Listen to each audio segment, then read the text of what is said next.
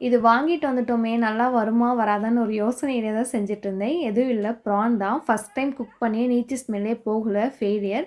சரி இந்த டைம் வந்து ட்ரை பண்ணி பார்ப்போம்ன்னு வாங்கிட்டு வந்து அந்த குடல்லாம் நல்லா க்ளீன் பண்ணிட்டு, அரை எலுமிச்சம்பழத்தோட சாறு, உப்பு போட்டு ஊற வச்சுட்டேன்.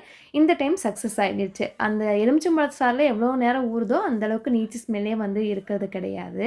ப்ரான் தொக்கு தான் ரெடி பண்ணியிருந்தேன். கொஞ்சம் ட்ரை ஸ்பைசஸ்லாம் வந்து வறுத்து பவுடர் பண்ணணும். என்னென்ன அப்படிங்கிறத டிஸ்கிரிப்ஷன்ல அளவுகளோட குடுக்குறேன்.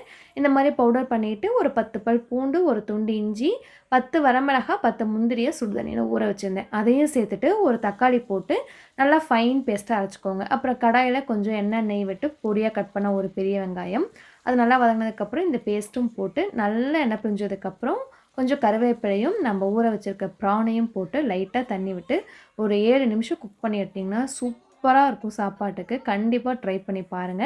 ட்ரை பண்ணி பார்த்துட்டு எப்படி இருக்குன்னு கமெண்ட்ல ஷேர் பண்ணுங்க.